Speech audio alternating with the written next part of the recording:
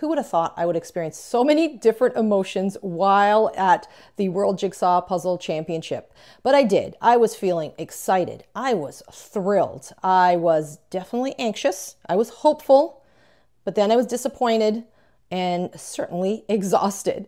So now in this video, I will share with you my experience at Worlds and let you know why I was feeling this way. Hi, I'm Sandra, the Puzzling Canadian, and welcome to my channel. Well, it's been a week since I have been back, and it has taken me that long to reset my internal clock back to Eastern Standard Time, but I have. And now I wanted to share with you my experience at the World Jigsaw Puzzle Championship in Spain, and give you a perspective of what I was going through and just some tips and advice from a casual puzzler. The event has just doubled since the previous years. So many people were there and the competition was fierce. A lot of excellent puzzlers. But I was going there just for the experience, just to have fun and see what it's like to be there. So I'm going to be giving you that perspective from a casual puzzler who wanted to participate. So first off, I wanted to talk a little bit about what was going on before I went to Spain. So throughout the summer, I was doing a lot of practicing, trying to do a lot of 500-piece puzzles, a lot of variety of ones that were difficult. I also met up with my pairs partner to practice, and I had a couple practices with my team. So I did a lot more practicing than normal. And about mid-August, my arm started to have a pain. So I think it's all the repetitive motion of puzzling, and there's a big strain, and it was just very painful. And this was mid-August, and I was concerned that this would cause a problem. I ended up going to physiotherapy, and they said I had tennis elbow, which caused a strain, and it has a pain that just shoots up. So come the end of August, I had to just keep my puzzling practice to a minimum.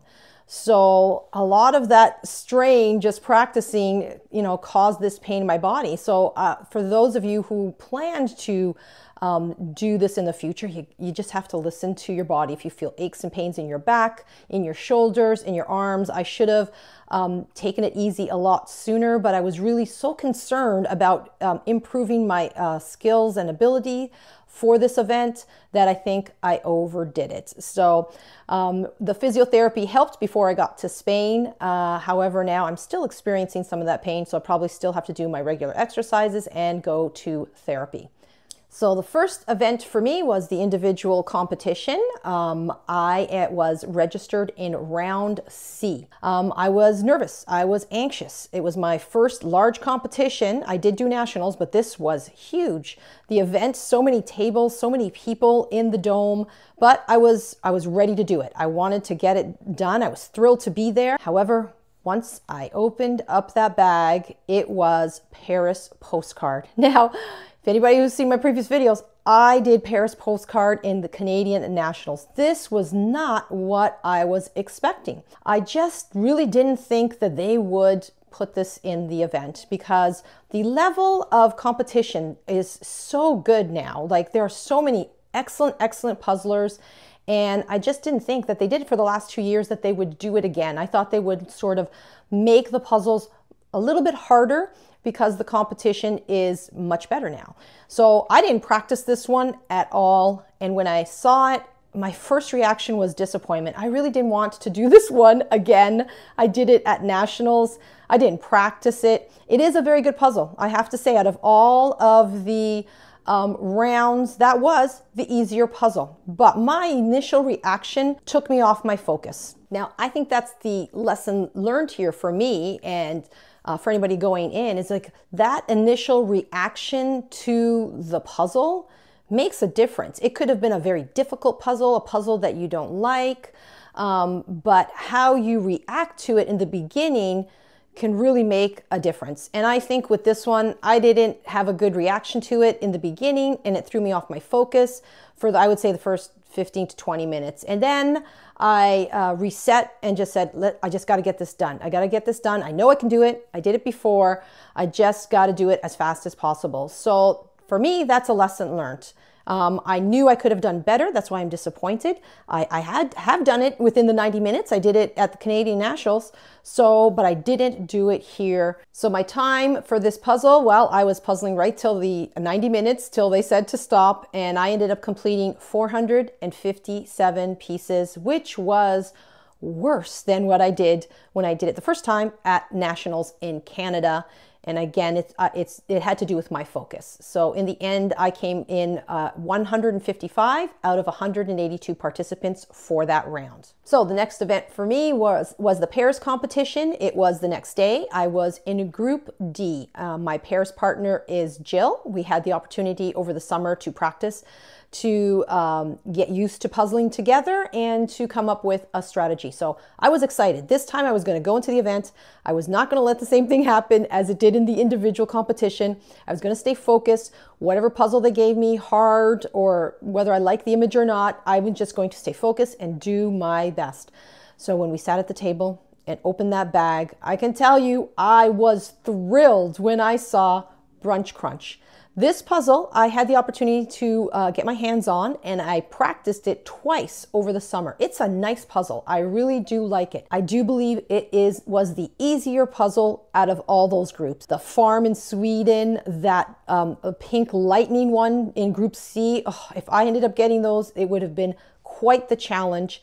But I ended up with Brunch Crunch, and I was so excited. And we ended up coming in at 51 minutes and 47 seconds. That was our best time ever. So I was thrilled with those results. Now for teams, I was in Group B, which it was at 9 o'clock in the morning. So this was the only event that was a morning event for me.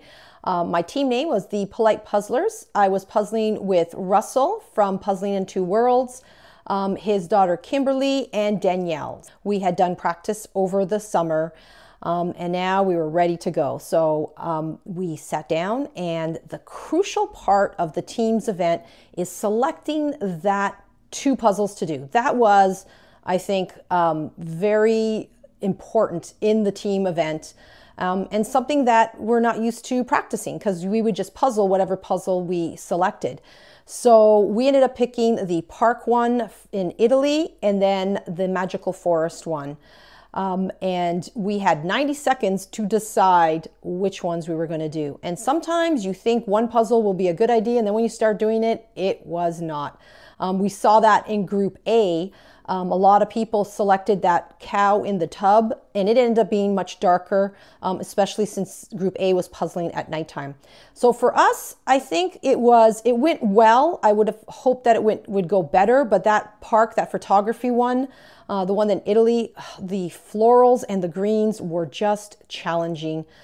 In hindsight, maybe we should have started with the magical forest and done that, or maybe we should have done the two illustrations. There was another one that was an illustration like in a castle. I was a little concerned that would be too dark, but you know, it's hindsight. We just got to learn from what we experienced. I think we worked really well. We switched positions whenever we could. We just communicated really well.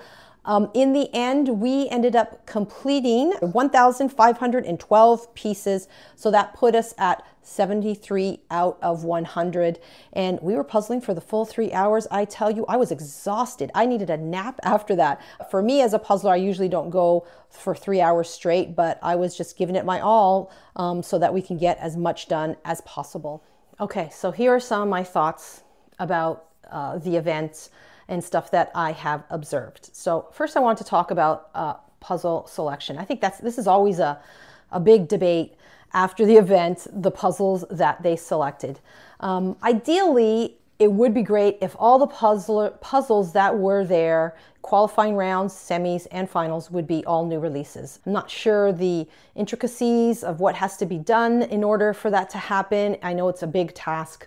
Ideally, that would be the best option. But when it comes to the qualifying rounds, it would be great to see all the puzzles within each round be at the same level of difficulty. Now, I've had this discussion with some puzzling friends, and they said, and they're right, that it really shouldn't make a difference. If you are in round round C and you get a hard puzzle, then everybody's doing a hard puzzle, so it's an equal comparison. Or if it's an easy puzzle, it's an equal comparison. And I agree, that is absolutely true.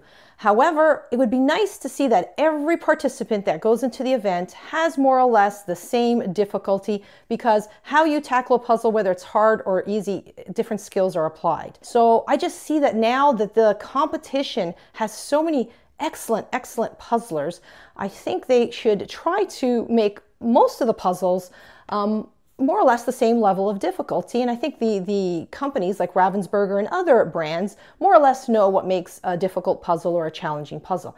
This is just my opinion. I know people just, say that it shouldn't make a difference. Of course, one puzzle for one puzzler could be hard, but could be easy for somebody else. Like, that is the factor that sometimes is a wild card, because you don't know how people process the image.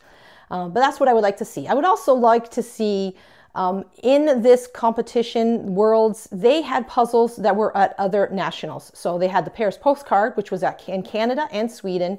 The vinyl was in Canada and in another country. I'm not sure if it was Sweden also.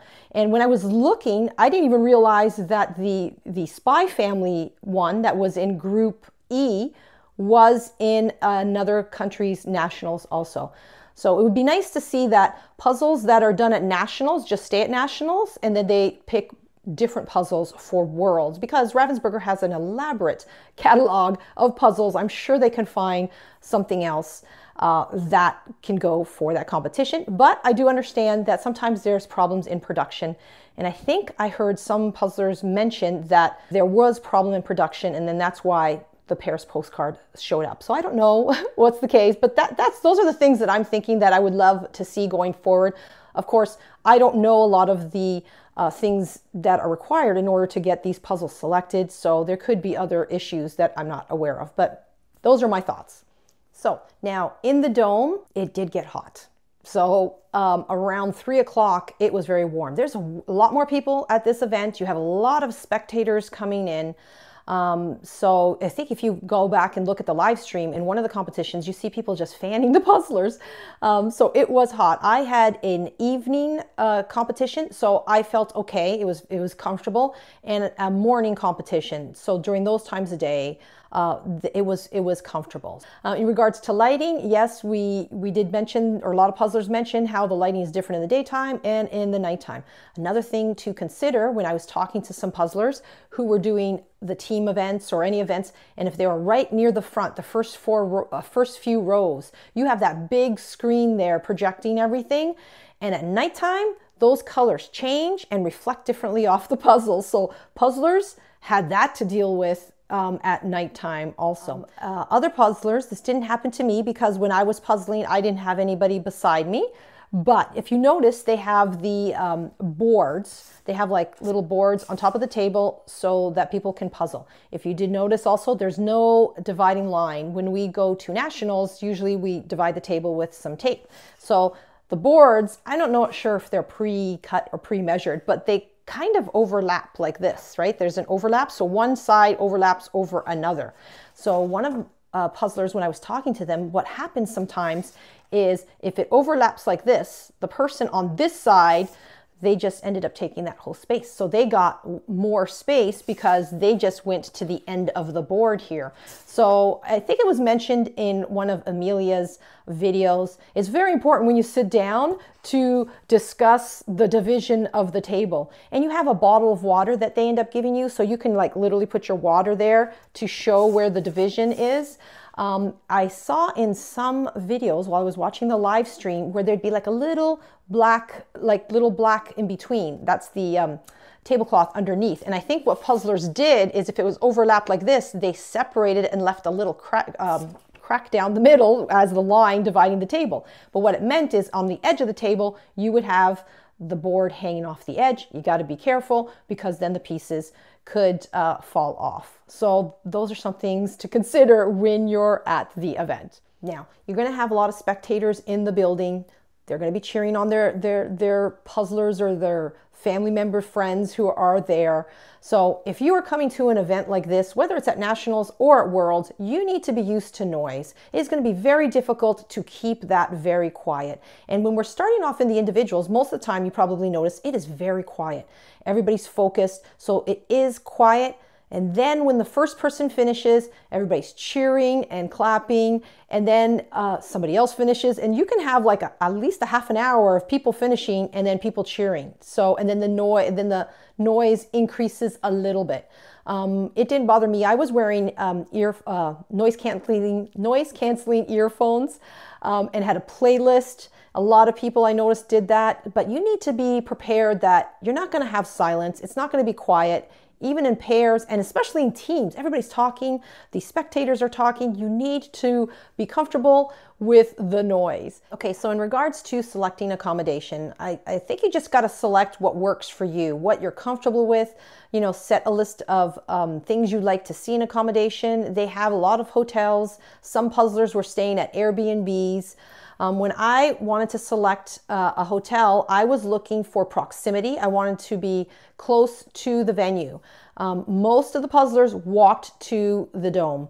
I didn't see many taxis. I'm sure there are taxis in the city, but everybody's walking. So when I picked a hotel, I wanted to make sure it was close enough to the dome, was close to restaurants. I had most of the stuff in that area, so I wouldn't have to go far. Okay, another tip would be, and other puzzlers who have been to this event before have mentioned it, you just have to adapt to the eating times in Europe. Europe tends to eat late at night. It doesn't make a difference which country, whether it's Portugal, Spain, Italy, Greece, that's just the European way.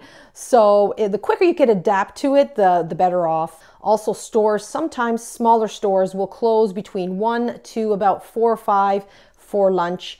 Not all of them, so some stores are still opened. Now on Sundays, everything is closed. So there are a few cafes that are open, there are a few restaurants, but the majority of the city is closed, grocery stores included. So if you're planning to come to Worlds and arrive on a Sunday at an Airbnb so that you can go to the grocery store, it's not going to happen. The grocery stores are closed. So maybe plan your trip so that you arrive on a Monday.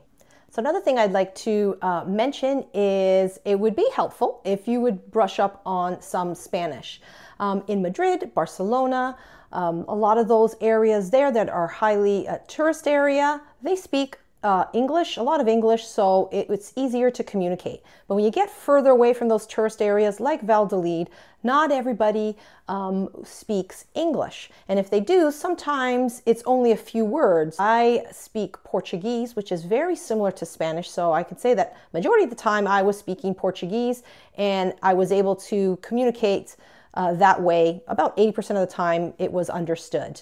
I asked other puzzlers how they were finding the communication, because even for me, knowing another language, it was still kind of challenging at times. And they did say it is sometimes. Sometimes they would just point to a menu or use the Google Translate. So have all those tools readily available. So bringing back puzzles. Yes, you do bring back a lot of puzzles. Even I thought I was not going to bring back that many, just a couple, but I ended up bringing more than I anticipated. I ended up bringing 6 puzzles. Now, people talked about this in videos on social media, so I came prepared. I packed a duffel bag, so I folded a duffel bag in my suitcase, and then when I got there, some of my clothes would go in that duffel bag, making more room for my puzzles. Other puzzlers sometimes would buy another suitcase, or they would think about shipping. Everybody would do whatever would work for them. So a real important tip if you're going to Worlds is just make sure you go down to the venue and meet other puzzlers. Don't be afraid to go up and talk to them. I'd be standing in line and people would just be talking to me. I met people from Italy, from France, from Hungary, so many people from around the world. I really enjoyed also being part of a bigger Canadian team. I think it's one of our largest teams so far at Worlds, and it was just so good going there and supporting each other and having the support for one another. That was a lot of fun. So that's some advice and tips for people if you're thinking about going to Worlds and sharing my experience. what I felt at the time there. Now, it was such a good experience. I had so much fun. Would I do it again? I think that was a question a lot of people would ask other puzzlers. Would you do it again? And the answer would be yes. Of course I would do it again. Now, would I do it every single year? Probably not. You know, it's like, it takes a lot to plan a trip like that, especially if you have other responsibilities at home, but definitely I do want to come back. So that's my experience with Worlds. I hope you found this video informative. I tried to share as much information as possible. And if you still have some questions, do not hesitate to ask. You can leave that in the comment section down below. Now, I will probably just doing some casual puzzling. I'm going to give speed puzzling a little bit of a break so I can heal my arm. And I just want to take my time and enjoy a puzzle. Thank you for stopping by my channel. Until next time, happy puzzling.